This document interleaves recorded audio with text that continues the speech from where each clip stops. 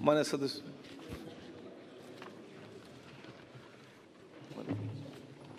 ಸನ್ಮಾನ್ಯ ಅಧ್ಯಕ್ಷರೇ, ಕಳೆದ ವಿಧಾನಸಭೆ ಆದಮೇಲೆ ಬಹಳ ಜನ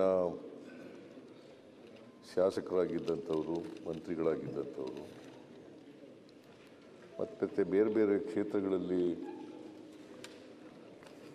ತಮ್ಮದೇ ಆದಂಥ ರೀತಿಯಲ್ಲಿ ಸಮಾಜ ಸೇವೆ ಮಾಡಿ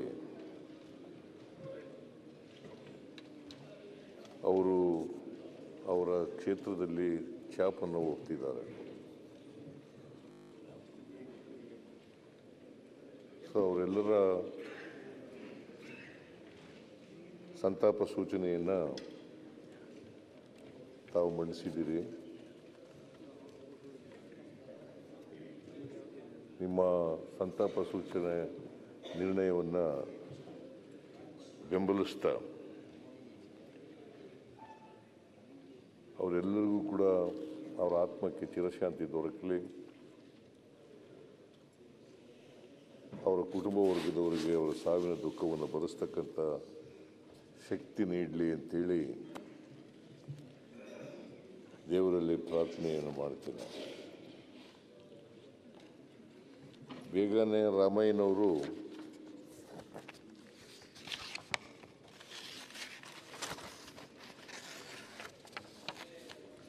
ಆರನೇ ವಿಧಾನಸಭೆಗೆ ಆಯ್ಕೆಯಾಗಿದ್ದರು. ಅವರು ಗುಂಡೂರಾಯರ ಮಂತ್ರಿಮಂಡಲದಲ್ಲಿ ಗ್ರಾಮೀಣ ಅಭಿವೃದ್ಧಿ ಮತ್ತು ನೀರು ಪೂರೈಕೆ ಸಚಿವರಾಗಿದ್ದರು. ಅವರು ವೃತ್ತಿನಲ್ಲಿ ವಕೀಲರಾಗಿದ್ದಂಥವ್ರು. ಅವರು ನಮ್ಮನ್ನು ಅಗಲಿದ್ದಾರೆ. ಅವ್ರ ಕಾಲದಲ್ಲಿ ಹಳ್ಳಿಗೆ ಬೋರ್ವೆಲ್ಗಳನ್ನು ಕೂಡ ತೋಡಿಸ್ತಕ್ಕಂಥ ಕೆಲಸವನ್ನು ಮಾಡಿದರು. ಅವರು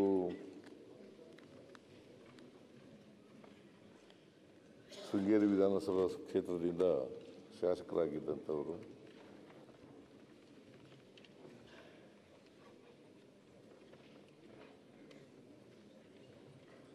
ಒಬ್ಬ ಹಿರಿಯ ರಾಜಕಾರಣಿ ನಮ್ಮನ್ನು ಅಗಲಿದ್ದಾರೆ. ಅವರ ಆತ್ಮಕ್ಕೆ ಚಿರಶಾಂತಿ ದೊರಕಲಿ ಅಂತೇಳಿ ನಾನು ಪ್ರಾರ್ಥನೆ ಮಾಡ್ತೇನೆ.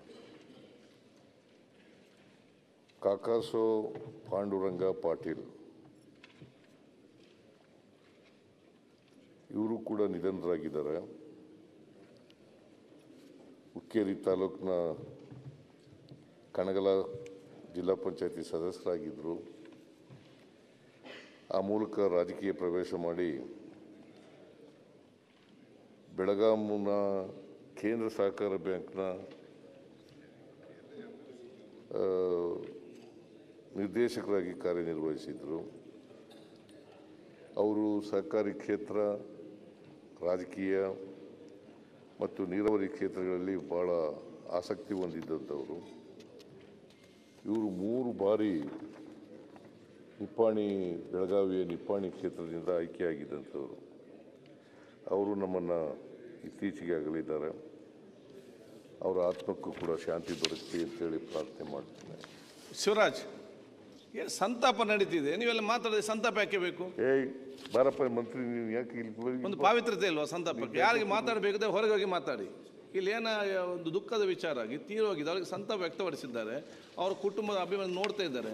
ಇಲ್ಲಿ ಸಂತಾಪ ಆಗೋ ನೀವು ನಿಮ್ಮಷ್ಟೇ ಇಲ್ಲಿ ತಮಾಷೆ ಮಾತಾಡಿ ಕೂತ್ಕೊಂಡ್ರೆ ಏನು ಪ್ರಾಮುಖ್ಯ ಬರ್ತದಕ್ಕೆ? ಸಂಸ್ಕೃತಿ ಸಚಿವರು ಆಯಿತು.